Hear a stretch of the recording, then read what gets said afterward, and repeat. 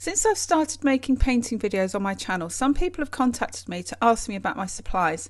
So I thought I'd make a clip to talk about the essential supplies that I use for my oil painting process.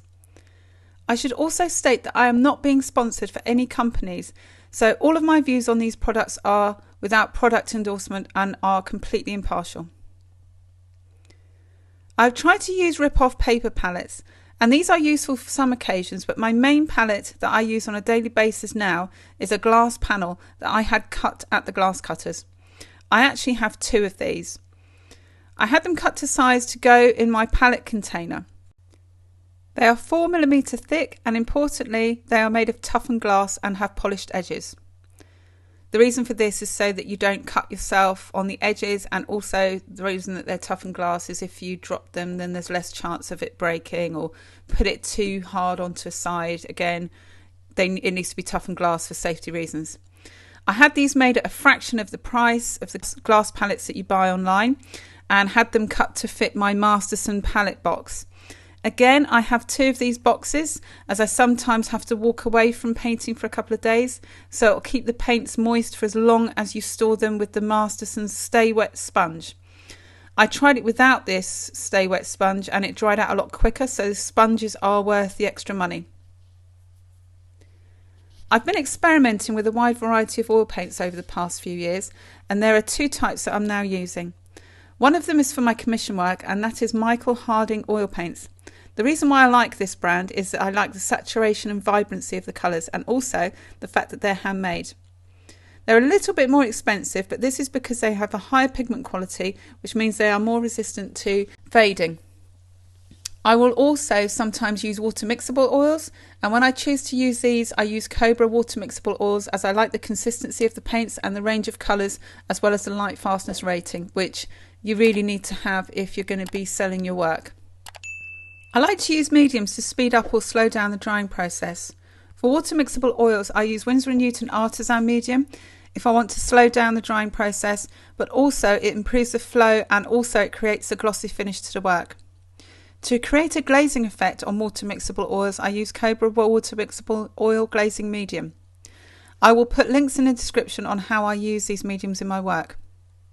For traditional oil paints, I've experimented with different mediums to try and create a toxin-free, safe environment, as I don't have the luxury of having a large studio with ventilation, so this is quite a big deal for me. I'm not saying that these mediums are 100% safe, but they are the safest ones out of the ones I've worked with, as they use natural ingredients and have no carcinogenic fumes. I love the fat and lean mediums, as it means that I don't have to mix them myself. Obviously, if I wanted to mix the linseed oil and spike oil myself, I could do this, but why would I do this when it's available pre-mixed? It's all about making life easy. Chelsea Classical Studios lean medium consists of linseed oil and lavender spike oil essence. This is an alternative solvent for painting that is safer to breathe than turpentine. Lean medium will thin the paint and make it dry faster. It's recommended for early stages of painting. Chelsea Classic Studios Fat Medium is a mixture of linseed oil, lavender spike oil essence and damar resin. Fat Medium will make the paint more glossy and dry faster, and I use this for the later stages of my paintings. I don't believe in spending a lot of money on brushes. I've bought several sets of this Royal & Langnickel Gold Taklon set, as I use several of the same size and shape, and it's easier for me to have several of them on the palette at the same time rather than continually cleaning them. It just saves me time. The only brush that I would consider to be expensive would be my Winsor & Newton Filbert Monarch size 14. I use it for blending out skin tones, and it cost around £10 when I bought it, and it was a really good quality brush and worth the investment. With regards to palette knives, I have one size 1 palette knife, and I use this for mixing. I don't really tend to use palette knives for painting. I tend to use them sometimes for scraping off, but again, it's this one size 1 that I use because it's quite precise. The surface I use for my paintings at present is extra fine linen. I buy this pre-gummed as I have found applying the gum a hassle. Again, I want to make my life easy.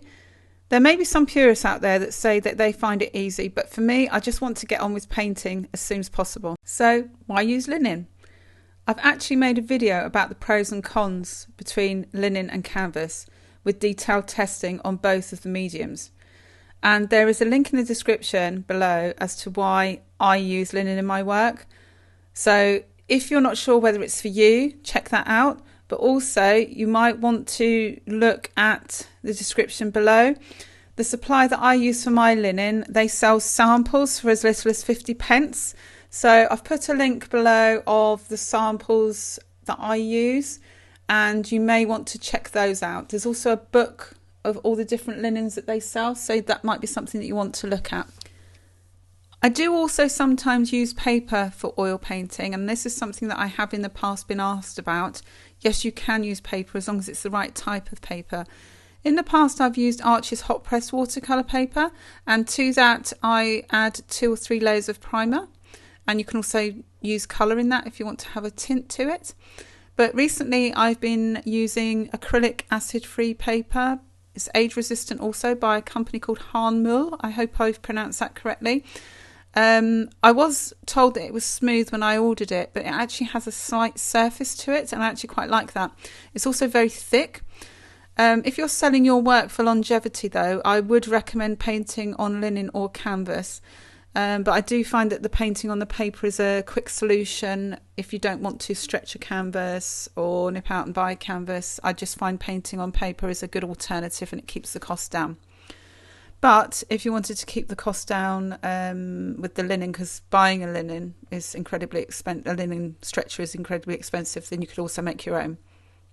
I have been meaning to make a clip on cleaning with oil paints and oil paint equipment, because I do get asked about this quite a lot, but I've been too busy editing and painting to make a specific clip. I do hope to make one in the future. For me, it's impossible to produce a painting if the workstation isn't clean and organised. Each artist has their own system, and we can all learn from each other. So if you have any tips, please do let me know in the comments below. This is why I'm sharing my tips with you, but if you've got any tips, please do share them. I use this paint scraper as I found this is the most effective way to clear dry paint off a glass palette. And again, this is why this glass palette's great, because you can just scrape everything straight off and start again. If I need to remove wet paint, then I use paper towel. This is an essential for me. I use it also for cleaning the brushes in between the colours. I know it's not the most eco-conscious, but I've found that this is the only way to truly get the colour out of the brush. I also rest the brushes on this paper towel when I've soaked them in the oil brush cleaner in between brushes, and this oil brush cleaner that I use is from a company called Zest-It.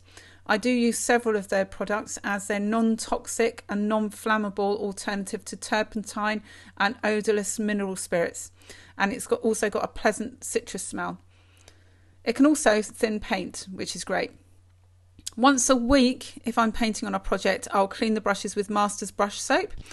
So after that, what I will do is I will then lay them flat on the kitchen roll, and I also recently have started protecting my hands with vinyl gloves. So again, that's one of the essential cleaning things that I will use. Though it doesn't clean, it keeps my hands clean.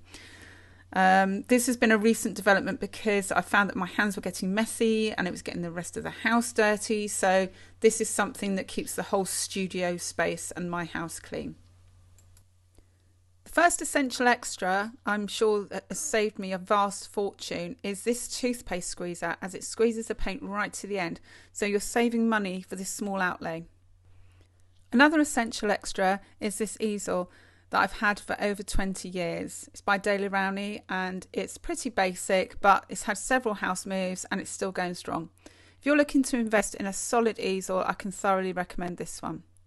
Another essential for me in my paintings is a marl stick. What's a marl stick? I've heard people ask me in the past, and those that know what it is have sometimes said to me, why don't you just make your own?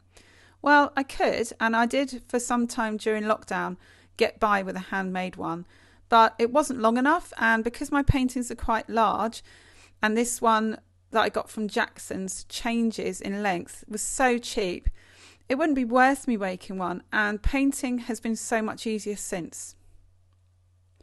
If you would like to learn more about oil painting, check out the playlist above.